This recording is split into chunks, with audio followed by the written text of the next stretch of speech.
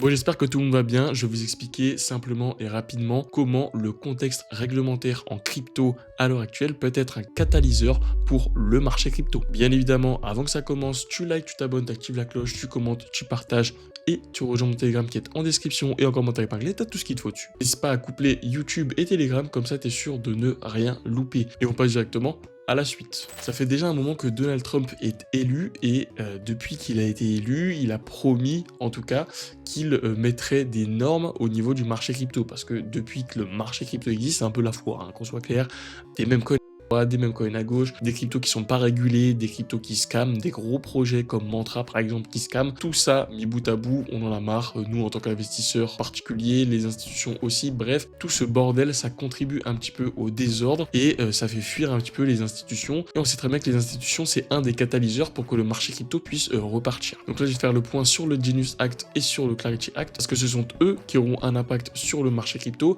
et qui en plus des institutions seront aussi des catalyseurs. Donc j'ai commencé par le Clarity Act, parce que c'est celui qui nous intéresse un petit peu le plus à l'heure actuelle. Déjà, ce qu'il faut comprendre, c'est que le Clarity Act, il sert vraiment à établir un cadre global sur tout ce qui se passe sur le marché. Parce que c'est lui qui paralyse un petit peu le marché des cryptos, et ça va donc permettre au marché crypto de couper ce flou juridique qui vient intervenir là-dessus et interférer, et qui donc fait fuir pas mal de personnes et pas mal aussi d'institutions. Il faut savoir que ce projet-là, il a été soumis mi-2025 à la Chambre des représentants, et à l'heure où on parle, il est apparemment en plein débat au Sénat, même si je pense que vous avez dû le voir passer, si je me trompe pas, il est en pause. Mais concrètement, je vous en parle, mais je vous explique absolument pas ce qu'il fait. Donc on va entamer ça point par point. En premier point, il sert à mettre fin à la guerre des régulateurs, ce qu'on appelle. Pourquoi? Parce que aujourd'hui, aux États-Unis, on a deux régulateurs des marchés financiers. On a donc la SEC et on a aussi la CFTC. La SEC considère ça comme un titre financier et la CFTC considère ça simplement comme une matière première. Je pense que tu as déjà entendu dire que le Bitcoin est un petit peu l'or numérique. Bah, je pense que c'est aussi un petit peu par rapport à ça qu'on considère comme une matière première. Après, il a plein de petits attributs, le fait qu'il soit limité, le fait qu'il faille miner pour l'avoir, etc., etc. Bref, tout ça mis bout à bout, c'est vrai que on peut potentiellement considérer que c'est une matière première. Mais dans tout ça, la SEC viendrait interférer parce qu'elle pense que tout ce qui existe sur les marchés sont des titres financiers. Donc, ce Clarity Act viendrait redéfinir un petit peu les rôles de chaque entité. Ensuite, une parle d'une période de transition, une période de grâce, ou comme on appelle en anglais, Safe Harbor. Aujourd'hui, il y a plein de développeurs Web3 aux États-Unis qui lancent leurs tokens, qui lancent leurs cryptos, et qui, dès la lancée de leurs cryptos, sont poursuivis par la SEC. Le Clarity Act viendrait changer ça, simplement parce que aujourd'hui, si tu lances ton token avec un projet Web3 derrière, tu pourras avoir 3 ans de grâce, entre guillemets, pour ne pas te faire attaquer. Tu as 3 ans pour lancer ton projet, lancer ton token, et puis on voit derrière ce qui se passe. Est-ce que la SEC va te poursuivre ou pas? Bah, c'est exactement ce que vient faire le Clarity Act, du coup. Il permet d'éviter que chaque projet se fasse poursuivre en justice et donc ait une espèce de mauvaise pub. Je pense que vous le savez, mais chaque mauvaise news peut faire down littéralement un projet en quelques secondes. Je pense que tu le vois bien, dès que y a une grosse news qui arrive sur Bitcoin, le dump arrive en général quelques secondes, voire quelques minutes plus tard. Ensuite, en troisième point, il vient établir un cadre clair pour tout ce qui est plateforme d'échange et tout ce qui est broker, parce qu'il vient leur permettre d'avoir une nouvelle licence qui leur permet donc de vendre de la crypto, ce qui, du coup, viendrait établir un cadre beaucoup plus clair pour les institutions simplement, parce qu'on sait qu'à l'heure actuelle, il y a pas mal de plateformes d'exchange, de brokers, d'institutions qui viennent poser un petit peu leurs sous sur la table, leurs services crypto sur la table, mais d'une certaine manière, c'est un petit peu illégal. Pourquoi? Parce qu'ils n'ont pas forcément les licences appropriées, même si je pense que il y a déjà des demandes qui ont été faites et qui n'ont pas forcément encore été acceptées. C'est juste qu'ils ont pris les devants. Ok, je pense que les demandes, on ne sait pas encore si elles ont été acceptées ou pas, mais en réalité, elles ont été acceptées. Comme je te le disais au départ, le Clarity Act vient simplement remettre des règles de base qui pourraient du coup permettre aux investisseurs institutionnels de pouvoir revenir sur le marché en confiance totale. Donc ça, voilà, ça c'est le premier cadre, le Clarity Act, du coup, qui vient vraiment redéfinir les règles autour du marché crypto.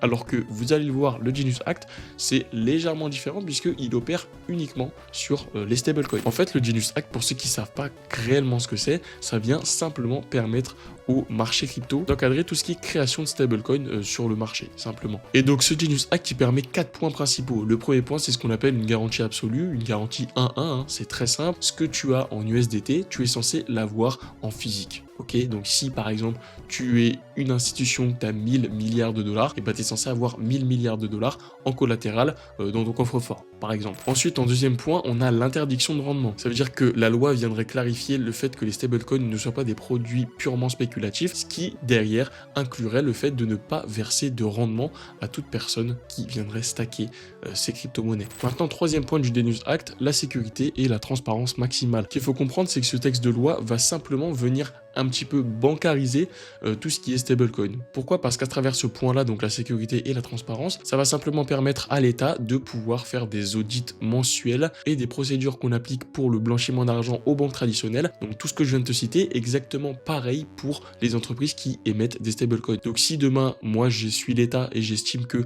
tu blanchis de l'argent, et ben je peux appliquer exactement les mêmes contrôles que j'applique aux banques traditionnelles sur ton entreprise. Et c'est réellement complexe parce que, je le rappelle à la base, le but de la crypto, c'est de ne dépendre d'aucune institution et surtout de ne pas pouvoir te faire bloquer tes fonds en 3 minutes, par exemple. Chose qui pourrait être le cas en plus de la part du gouvernement directement. Et donc ce qui est bien avec tout ça, c'est que si l'État gèle tes fonds, tu vas sûrement devoir te battre avec 15 000 personnes au téléphone, avec des courriers, avec des recommandés aux États-Unis, je pense, bref, t'as bien compris. Tu vas devoir te battre simplement pour récupérer tes fonds et pour éviter qu'ils soient, encore une fois, gelés pour rien du tout. Même si je rappelle à la base, le but de la crypto est d'être totalement décentralisé et de ne dépendre que de toi et toi-même. Voilà. Et en quatrième et dernier point, on va parler de la suprématie du dollar. Je pense que si tu es un petit peu au courant avec ce qui se passe en Europe, avec l'euro numérique notamment, eh bien c'est exactement la même chose qui va se passer aux États-Unis. USDC, USDT, tout ça vont être un petit peu transformés en ambassadeurs numériques, puisque je te le rappelle, ça fait quand même déjà un moment que ça existe, et ça aurait donc la même valeur que le dollar de manière officielle, parce qu'aujourd'hui on parle d'un USDT qui est égal à 1 USD, mais c'est pas réellement prouvé. C'est adossé de manière officieuse, mais pas forcément officielle. À travers ce Genius Act, on va clairement se faire manger, mais d'une certaine manière, si ça peut permettre à des investisseurs, que ce soit des retail, que ce soit des institutions, que ce soit même des gouvernements, de pouvoir rentrer sur le marché crypto, que ce soit en achetant de la dette américaine avec des USDT, comme peut le prévoir le Genius Act, ça peut totalement être banger pour nous, sachant qu'on est déjà placé depuis un petit moment. Donc voilà, en conclusion, ça va réellement permettre, je pense, d'établir un cadre réel, un cadre clair pour tout le monde, parce qu'aujourd'hui c'est un petit peu flou, et je te le rappelle, les marchés, eh bien, ils détestent le flou. Donc avec tout ça qui sera mis en place, on espère potentiellement plus de retail qui vont rentrer, qui va avoir un petit peu plus confiance en ce marché-là, plus d'investisseurs institutionnels qui vont venir rentrer sur ce marché-là avec pas mal de liquidités, et aussi des gouvernements ou potentiellement même d'autres market makers qui viendraient s'implanter sur le marché crypto global, ce qui viendrait encore une fois créer pas mal de liquidités et les déverser sur le marché, et donc servir de catalyseur et faire grimper les cours du marché crypto. J'espère que j'aurai été clair et que la vidéo vous aura plu. Si c'est le cas, comme d'habitude, vous likez, vous vous abonnez et vous activez la cloche. N'hésitez pas aussi à rejoindre mon Telegram qui est en description et en commentaire épinglé. Vous avez absolument tout ce qu'il vous faut pour réussir votre bull run. N'hésitez pas donc à coupler Telegram et YouTube, comme ça vous êtes sûr de ne absolument rien louper. Enfin bref, prenez soin de vous, prenez soin de votre crypto, et puis nous on se dit à la prochaine dans une prochaine vidéo.